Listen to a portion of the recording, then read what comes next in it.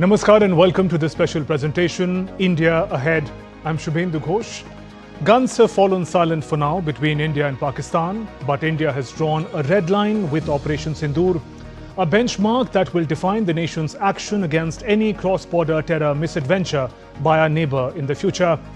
With Operation Sindhur, India has demonstrated its capability and strategic superiority in new age warfare. In the next half an hour or so, we'll delve deeper into what that means for India's power to defend and strike. Let's begin.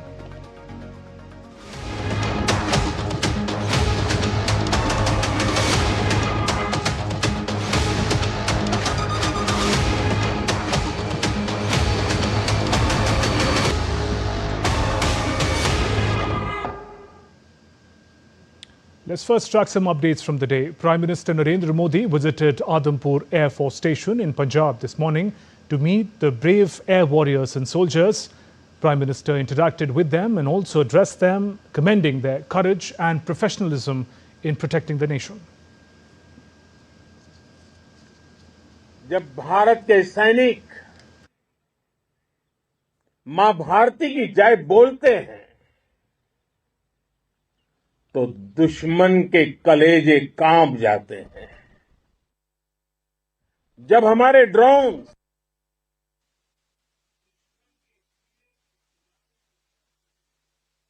जब हमारी मिसाइलें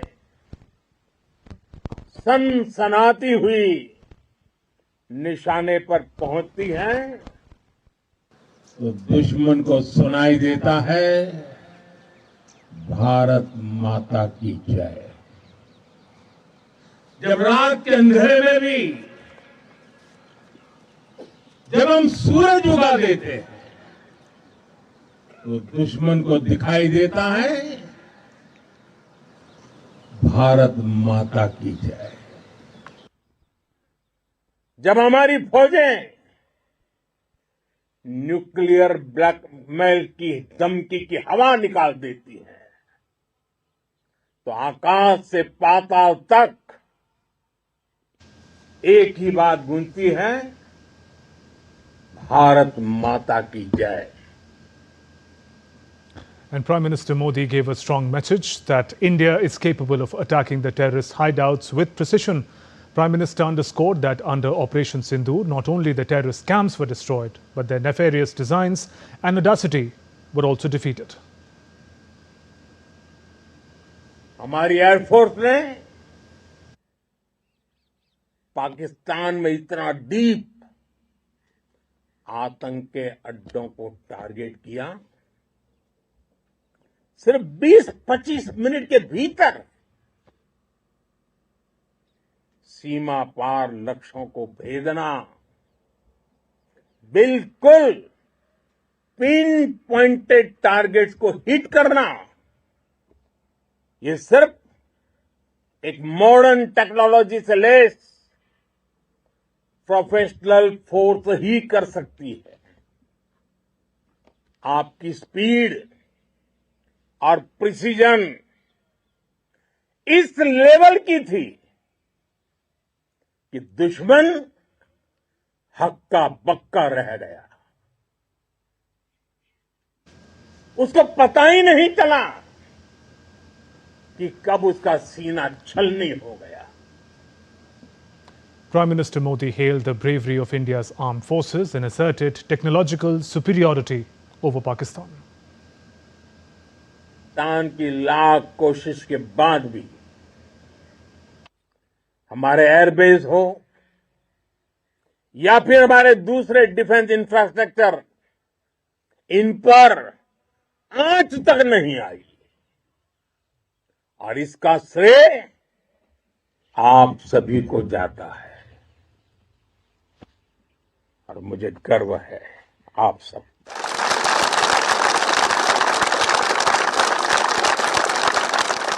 border पर तैनात हर सैनिक को जाता है।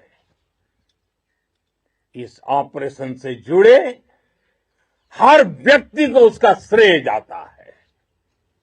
साथियों, आज हमारे पास नई और कटिंग एज टेक्नोलॉजी का ऐसा सामर्थ्य है जिसका पाकिस्तान मुकाबला नहीं कर सकता. And Prime Minister Modi gave a clear message that India will respond to terror on its own terms, reject nuclear blackmail and call out terror-sponsoring regimes.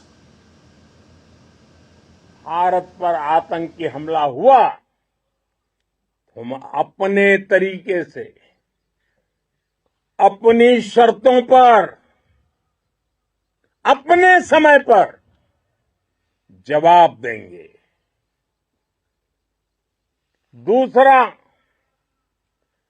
कोई भी न्यूक्लियर ब्लैकमेल भारत नहीं सहेगा. तीसरा, हम आतंक की सरपरस्त सरकार और आतंक के आकाओं को अलग अलग नहीं देखेंगे. दुनिया भी भारत के इस नए रूप को, इस नई व्यवस्था को समझते हुए ही आगे बढ़ रही है. And by integrating electronic warfare, sensor, satellites and state-of-the-art intelligence in Operation Sindhur, India has set new standards in modern warfare. Here's how.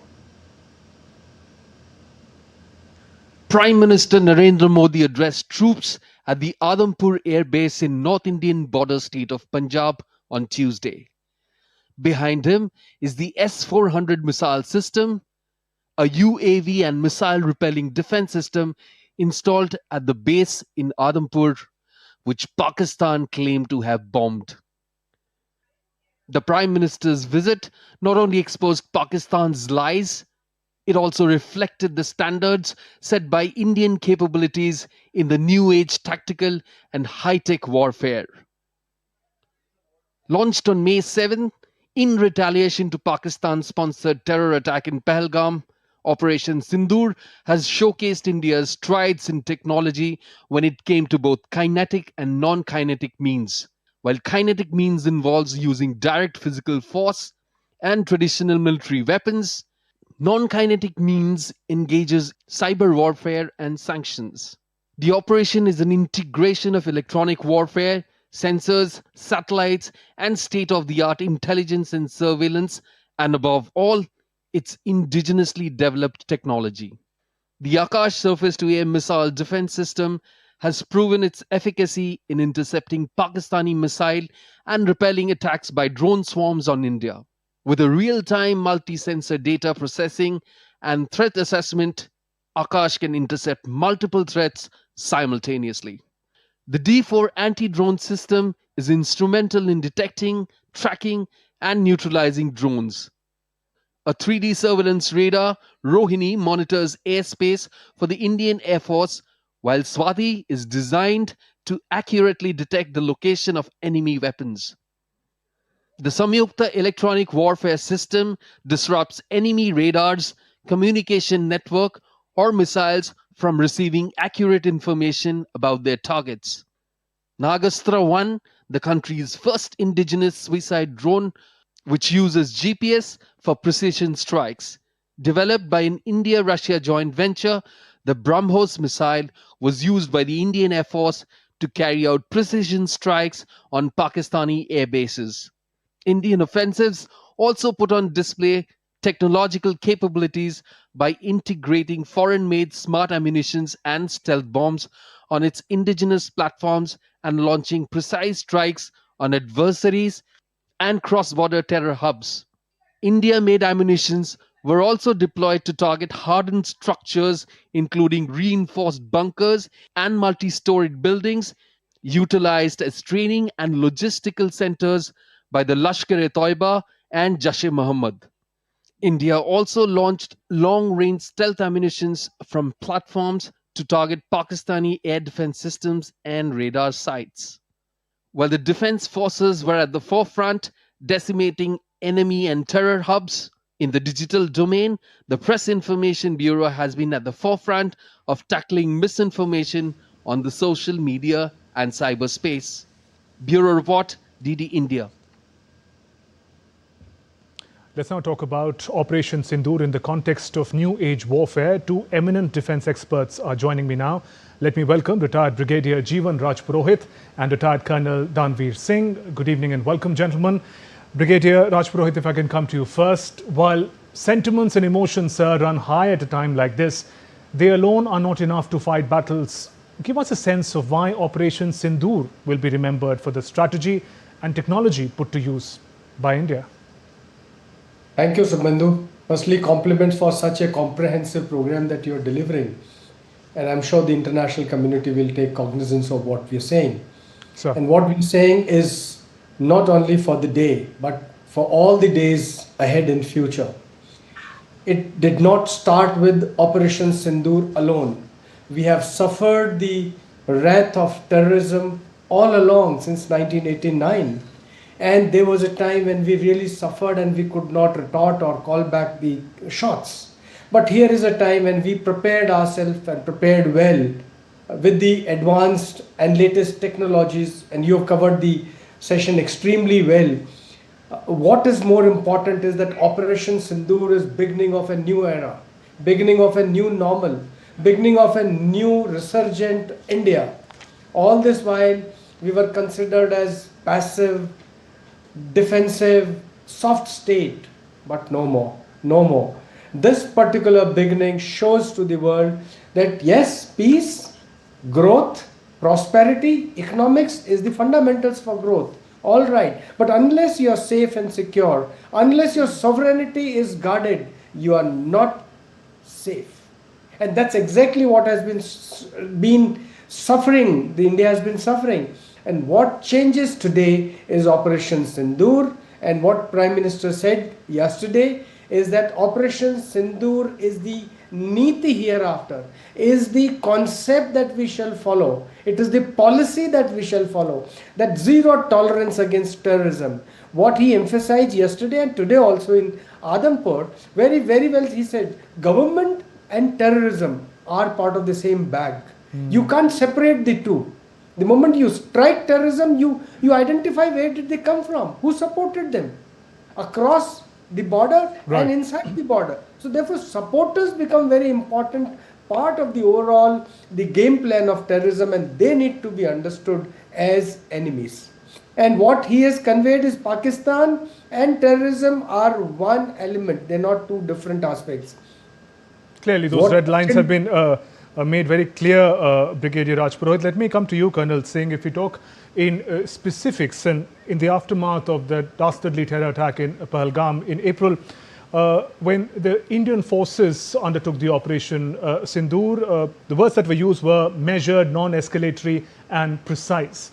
Help us understand the significance of this kind of an operation and what kind of ammunition and preparedness is required to give it shape. Okay, first let's understand that what this operation that we have conducted is having a strategic bearing. Sure. I'll put it this way, that bombs and missiles were raining all across the strategic targets in Pakistan, but the sound was being heard in Beijing. Why I say so is that all the equipment that Pakistan uses, the cutting edge equipment when it comes to radars, is all of Chinese origin, like HQ-9 radars, they are of Chinese origin, HQ-9 air defense system, which has got very high-tech ASA kind of radars to track incoming threats. So Indian military establishment or the Indian military forces very precisely culled them out, making their air defenses absolutely hopeless, whereby we could strike with immunity and with punity at the targets of our choice. That comes to say that we could strike very deep as Sargodha, which is highly strategic. It has one of the most modern fighter aircrafts that Pakistan can afford. It has got the Chinese nuclear capable aircrafts. It has got the American F-16. So it's a very strategic base, and we could target that with all the precision. So the weaponry that we have used ranges from kamikaze drones like Harop. We have used the air-launched supersonic BrahMos missile. which is extended range of beyond 450 kilometers. We have used smart bombs like the hammer. You would have, if you just go over your memory, the way the projectile was seen coming on top of Murid K as shown by the DGMO, it was a smart ammunition. It was a missile. It was a bomb, smart bomb, which was directly descending from top at 90 degrees. So it can be a scalp cruise missile, or it can be a smart bomb like hammer, or we saw at Bhavalpur how big a crater was created in the middle of the airfield, and that was our smart anti-airfield weapon. So all these weapons, we have used as per the target. We selected the target and designated a weapon to deal with that target. So this is how our signature was spread across from Karachi right up to Skardu.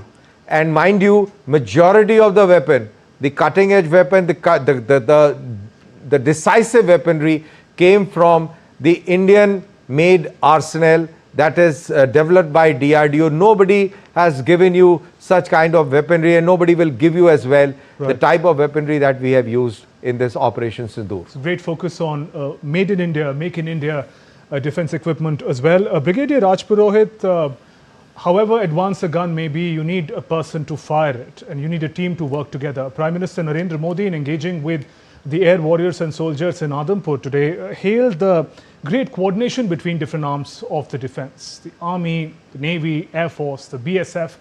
Could you give us some insight into the manner in which all of them work together to give this operation the success it received? Wonderful. I think that's the key to success, human resource. What we've been trained in the Indian Army, Navy and Air Force and all other affiliated defense related establishment, it is the man behind the gun. The gun doesn't fire on its own.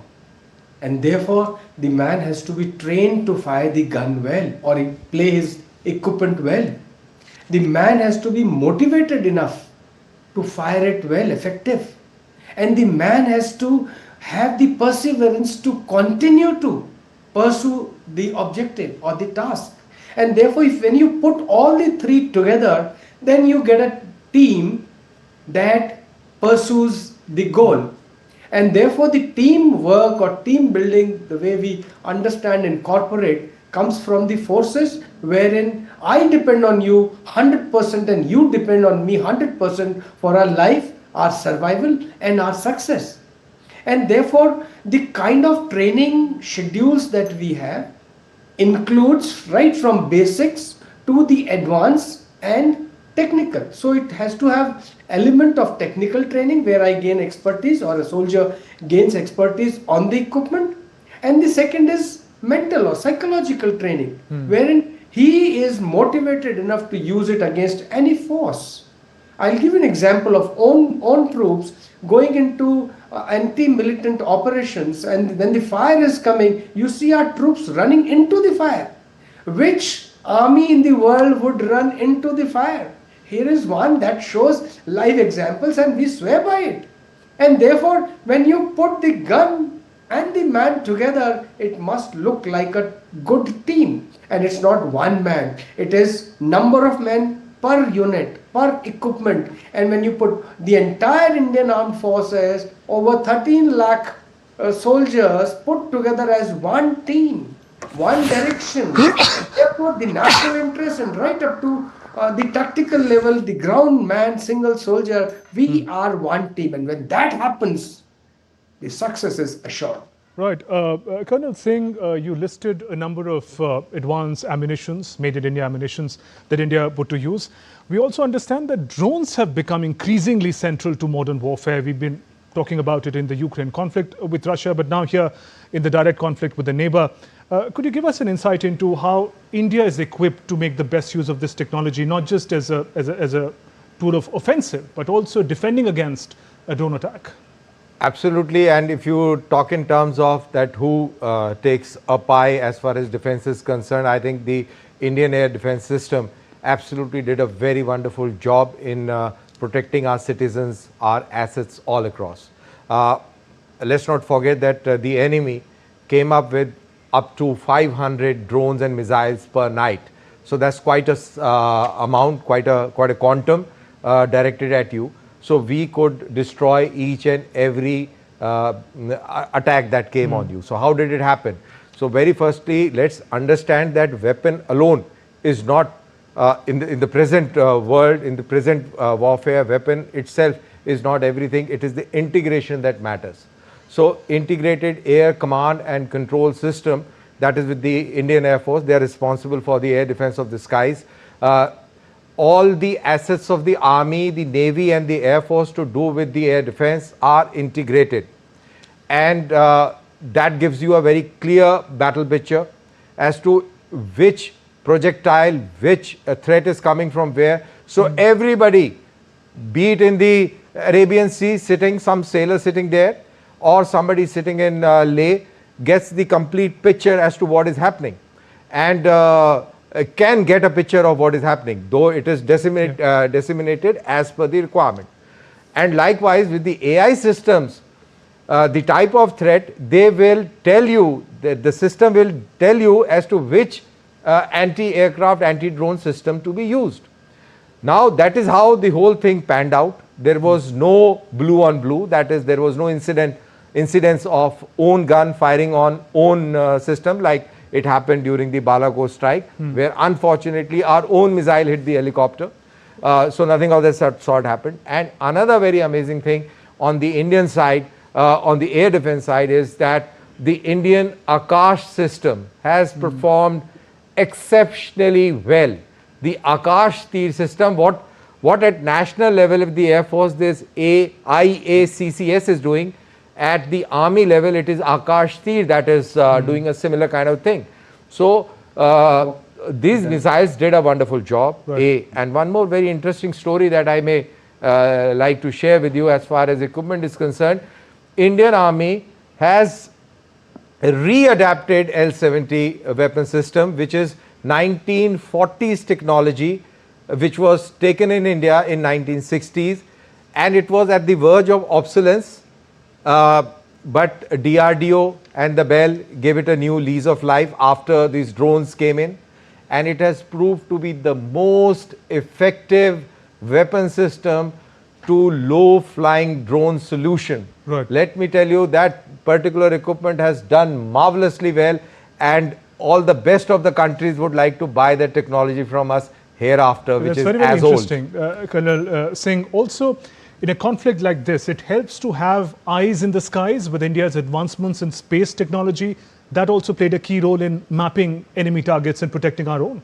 In any case, you know, when we are talking of warfare in the modern world, in the contemporary times, space, air, everything, you name it, underwater, over water, air, whatever, you have your ears and eyes all over, and without that you cannot move. And space definitely plays a very vital role, not only in terms of mapping and keeping your ears and eyes onto the target, but also the GPS enabled systems. Mind you, during the Kargil time, the Americans calibrated their GPS in such a manner that Indian systems were off the target by kilometers. You know, that was very deliberately done by the Americans, and that was the time when India realized that we have to have our own navigation system.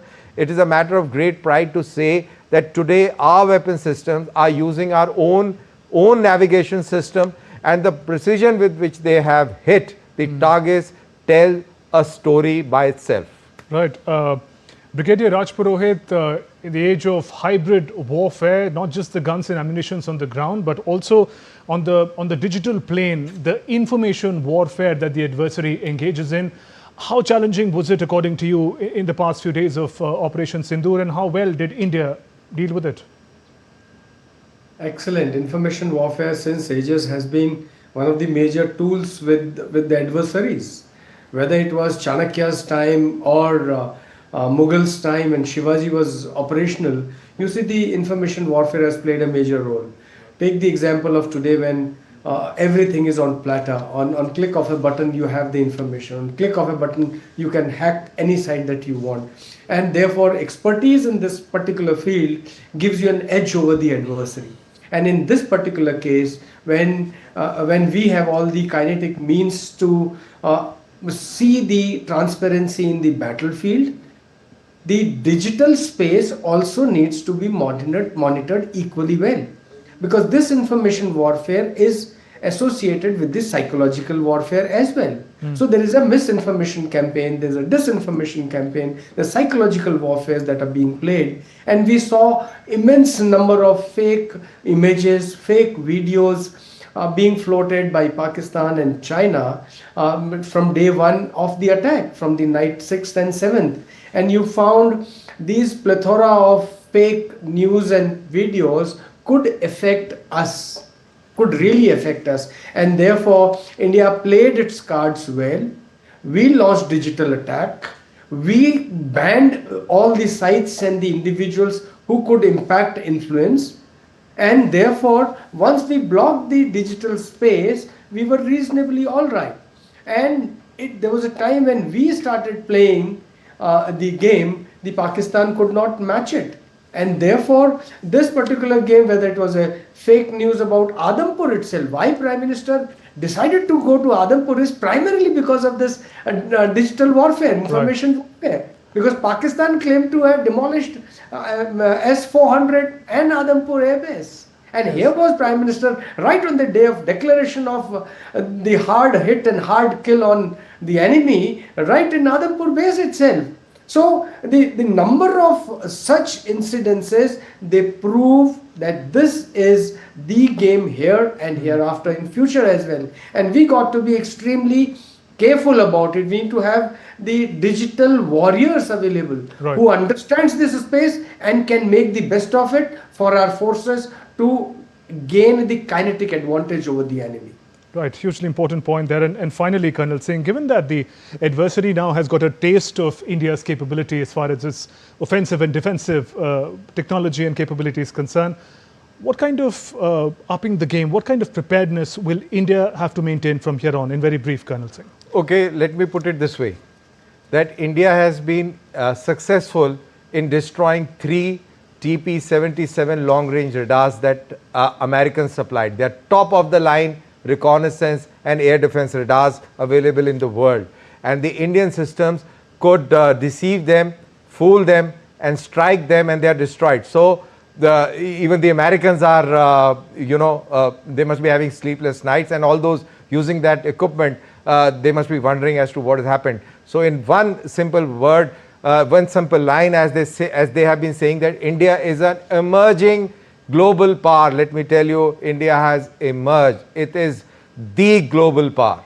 Right. On that note, Colonel Danveer Singh, Brigadier Jeevan Raj Purohit, thank you very much for joining us in this special presentation and sharing your invaluable perspective. Thank you. With that, we conclude this presentation on D-Day India. News and updates continue after a short break. Namaskar.